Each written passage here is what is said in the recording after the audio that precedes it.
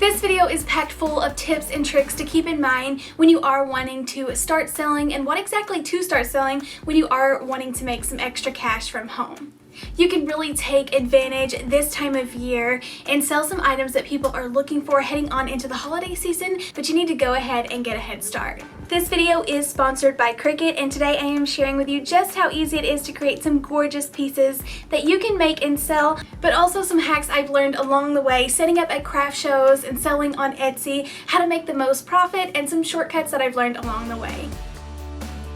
Don't forget to hit the thumbs up button if you're excited to learn some items that you could be making and selling using your Cricut machine. But I want to go ahead and jump on into it and let you know that a really fun hack that I have is actually check decor that's already made. So at the end of summer, all of the stores are putting out their summer clearance, and not all of these items are summer pieces.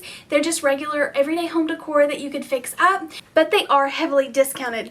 Always take a few extra minutes to check the back of the stores, check the clearance aisles. There is always discounted items at all of the stores that I shop that you can be making over.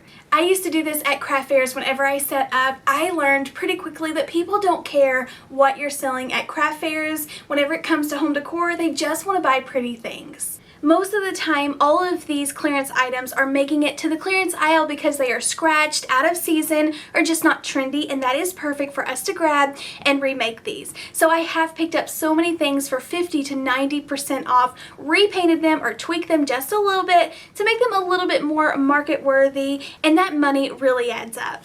I have even done this with some cheap thrift store finds, which you want to make sure that you aren't cheating anyone. This is not low quality items, so make sure that the item is made of real wood or something super sturdy that you can easily like sand down and repaint, and they're never going to know that it was a used item. Just like how people do whenever they are flipping furniture. So many items that you can completely redo. I recently found this floral vase at Walmart, and it has a really cute shape. I didn't think that it would break very easily. I felt like it was high quality, and I knew I would be able to flip it.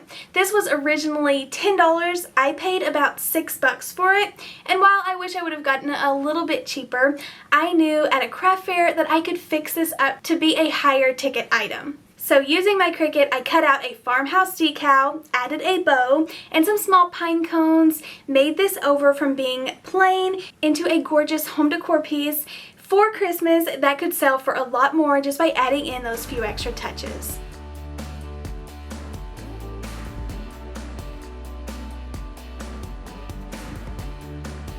I also love checking the dollar stores. I have found lots of summer clearance pieces that, like I say, weren't just palm trees and flip-flops. They were actually home decor pieces that had like a good foundation to them that could be transformed into something new. I got all of these pieces for about $1, and these were like $3 to $7 items, and they could easily be made over to sell. I fell in love with these cutting board decor pieces. They are a very good quality and a great size, and I knew that I could very easily paint over this summer decor piece. I wanted to salvage the wood backing. I thought it was already done so beautifully, so I just taped that off with some painter's tape to protect it and got started sanding down the original image. Now this image ended up turning out to be paper, so instead of sanding it down, I did get a wet washcloth and I was able to kind of scrub it off and peel all the paper up, but it did leave this perfectly smooth backing and the perfect base to paint or put something else on. Then I gave it a coat of white paint, and then turning to my Cricut Maker to get started turning this into a new sellable piece.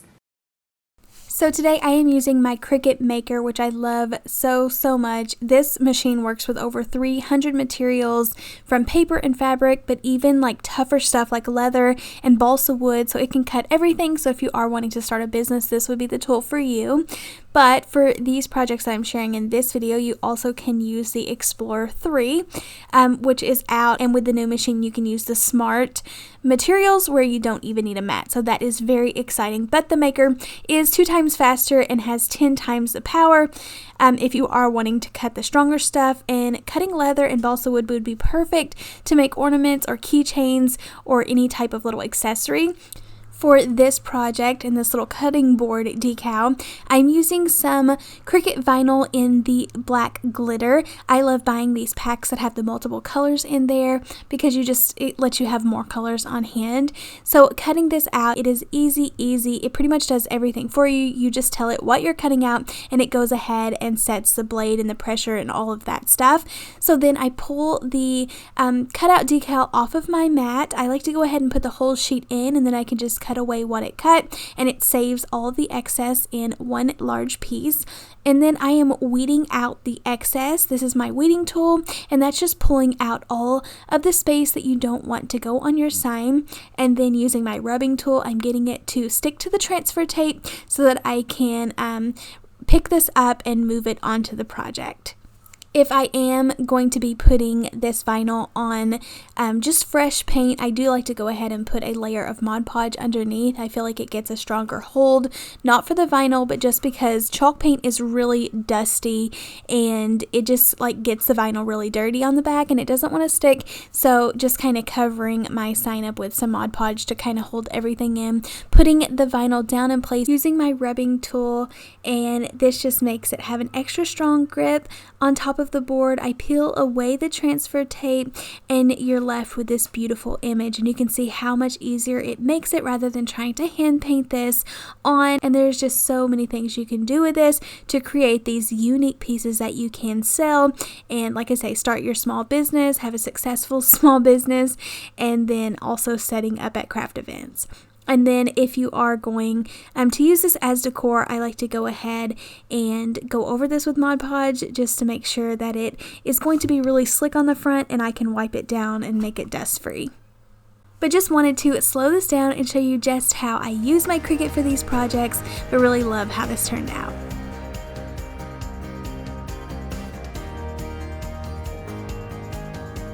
I will have links down in the description box, so make sure you go check them out. Check out the Cricut that I'm using, compare all of the machines, and really just invest in yourself, level up your business, and decide which machine is right for you, and just set yourself up with the right tools that you need to have a small business. But now let's jump back into some more sellable item ideas. I have tested this so many times when it comes to buying the cheaper products, remaking them over just like I said, flipping furniture or anything else and turning them into beautiful pieces to sell. And I know this works better for craft fairs, or in my opinion, because when you are selling online, unless you're turning more towards like Facebook Marketplace where you can sell more unique individual items, I know selling online sometimes it's very helpful to kind of get a vendor and sell like something in bulk that you can personalize and then ship that back out. But making over like the dollar store items is something that you can do for a craft fair, and it's just a really great idea to have a variety of items at craft events, but also a lot of different price points. So yes, while it is very smart to keep most of your items not too expensive, not too inexpensive, but having tons of $20 to $30 items, it's also a great idea to keep like larger items, so like your moneymaker items. So a lot of times for me, this was like real wood items that were like bigger. It didn't necessarily mean they were so much harder to make, but they were just bigger and could like bring in more money. So for me, that was like blanket ladders and large porch signs, like big wall decor pieces. But it's also a really great idea to have some smaller items so that whenever someone walks up to your craft booth or clicks on your website or social media or Etsy page, whatever you're selling from, you have some smaller ticket items too. So whenever someone walks up, they don't instantly see all big prices and then assume that they can't afford anything. So I would say definitely have pieces that are under $10. That gets everyone excited. Everyone can go through and just buy multiple things and they're not spending too much money at one stop. So a really great idea for that is to create some DIY Christmas ornaments. And when it comes to DIY ornaments, where else to turn but the Dollar Tree? So do not overlook the Dollar Tree. So a lot of people do just pass that by because they just expect lower quality items. But lately they have had tons of real wood items that you can make over using your Cricut and sell them for some extra cash. They recently had out these small wooden signs with a jute twine hanger already attached. I was able to paint lightly over these with some white paint, add on some Christmas words with my Cricut, a couple of embellishments, and you can see how easy These are to completely make over and make them like an actual item that someone would want to buy. And then I have discovered in the past, you can sell some individually to get the lower price point items, but if you are wanting to push merchandise, bring in more income, you can group these in sets of like 3 and 4 and sell them in a package, and it's just, you're able to kind of mark this up a little bit more and get people to spend more money at one time. I also made over these chunky wood shapes from Dollar Tree. I've always found that personalized ornaments do really good. For the heart, I added on a key charm and this New Home 2021 with a tiny little decal. And this is why I love Cricut so much. No matter how big or small a project is, you can customize everything and satisfy everyone's needs, so definitely a must-have for a small business. And then for the star, I glued on a few embellishments, added the year, put on this gorgeous silhouette on the wooden circle, and this is how they all come out. I love how these turned out, and like I mentioned, you can sell these in groups to move the merchandise and able to offer that higher price point just to get like a larger profit. Home decor is a huge money making industry. Huge. That's why even when you head to the hardware store, they have out home decor for sale. It's everywhere because they know how easy it is to make profit off of home decor. People will always be redecorating their homes and wanting to update their style. I recently made this Christmas door hanger, and while I did use cheaper MDF to make this inexpensive for myself, you actually could put the same design on real wood circles. You can cut them out yourself. I used to use jigsaws and buy huge sheets at Home Depot and cut them out myself to make the most profit, or you can buy them in bulk plain online. You can make them over and then resell them. But I know that door hangers were one of my #1 sellers at craft fairs and online. So hands down, my top seller. Everyone wanted door hangers, but it's like that on lots of things. You have to kind of see what's coming and going, and you're going to have those few items that are more popular that you can batch and make a ton of at one time and just have them on hand. And a door hanger is something that you can sell and make over for all seasons throughout the year. I painted this one, the top and the bottom, white, added on my Cricut vinyl, added a bow to the top, a wooden bead hanger, and was able to make this over. I know with making door hangers, I made over $1,000 a month off of one listing. I also made like the same range of money at a craft event. Obviously online, I could ship a ton more getting to stay home. It didn't take all day to set up at craft fairs, and there's a lot less of them, so it's more of like a once a month thing versus every day you can sell online in the comfort of your own home. It wasn't exactly like the door hanger that I'm sharing, but something very similar. So just like an easy idea, just like that. And I do want to mention once again that for the video that I'm sharing with you, that is a Dollar Tree sign that I flipped over. I did not sell anything MDF or cheaper at my craft fairs. I sold like the higher wood quality pieces whenever it did come to something that was going to be displayed like on your door or something outside. I know that prices have already went way up since I have posted my door hangers online, and a really cool hack if you do sell door hangers, I discovered if you buy the Dollar Tree like tri-fold poster boards, your door hanger will fit in there. You can fold the flaps in, tape it shut. I put like a piece of craft paper because the box didn't meet in the middle, but put a piece of craft paper, tape that shut, and I was able to mail like this long flat box, which worked perfect because I only found expensive boxes online. So always just use the resources that you have. I know, like I said, the prices went up since I sold. I think now it's like $60 to $80 to sometimes $100 per door hanger, depending on how kind of nice you make them or how many things you add to them, how big they are. But so many price points, so there's definitely, even though it's oversaturated, you can still kind of squeeze your way in different niches just by standing out and being a little bit different. And most of the time, that's easy. It's just everyday like home decor that you could put a family name on, or customizing, like I say, personal items, useful items, any kind of household item. There are tons and tons of ideas for endless amount of gifts. Let's talk about kids items. That is a huge market online, and Cricut makes it easy to customize anything. You can easily take plain zipper pouches, crayon boxes, backpacks, backpacks, personalize them to make cash online. Make sure if you are going to iron on Cricut vinyl, make sure you don't forget to mirror your image. But so many things you can do with that. I'm using the Cricut Easy Press, as you can see, and you can easily press on the decal, throw these in a mailer, and send them on their way.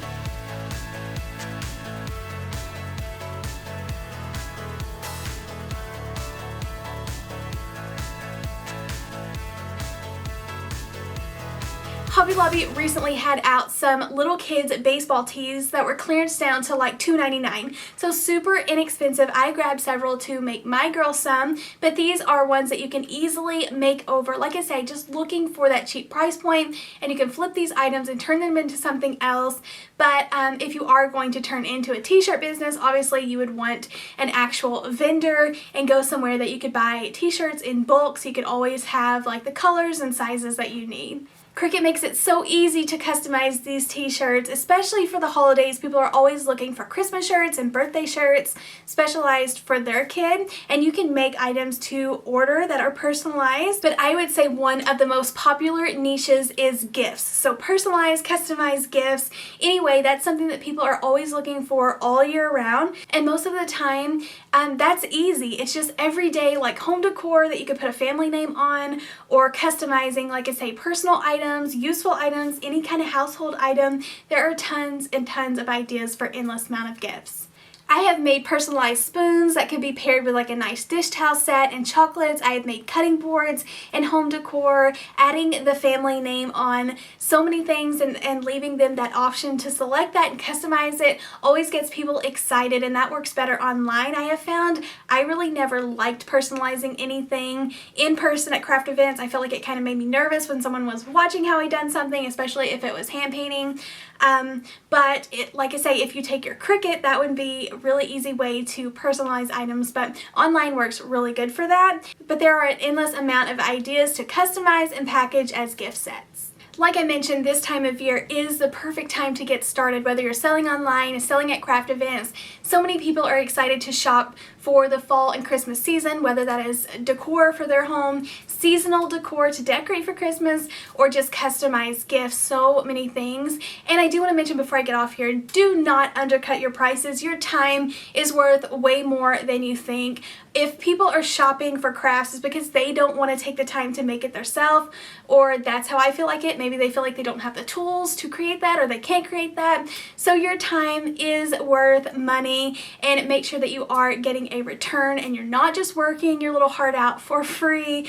I have been there, done that, and it really makes a huge difference. So you really want to get paid for that time that you're putting into each project. And I've actually learned if you do undercut your prices and sell items for too cheap, you're actually kind of putting it out there that your items could be low quality and not worth it. And I have also found in the past that I have actually marked items up just for the heck of it because they didn't sell at the first craft show, and then they like instantly sold the next time. So I think there is something about really paying someone to do the work, and it feels more like a higher quality project that took you a long time to make, and it's just better on your return, and it is like a higher profit margin. So it helps everyone out all the way around. And then like on Etsy, everyone is selling at such a higher price point, so you really want to compete with their prices. Maybe go maybe a little bit above the lower whenever you're starting out, but you don't want to undercut everyone and just look like you're putting out cheap, low quality items. Okay, I hear all the time, how do you come up with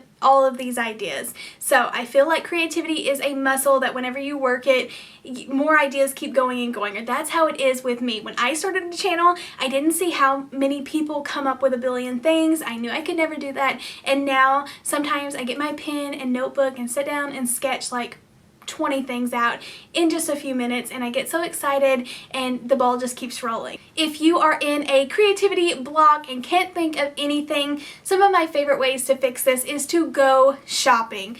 go check out the higher end stores. You don't have to buy, just go look, snap a few pictures. You do not want to copy anyone else's work, but it is fun to see the trends out there, get inspired, and make your own. I know, like book stacks and door hangers, wreaths, all of these trendy items. There's room for everyone to make these.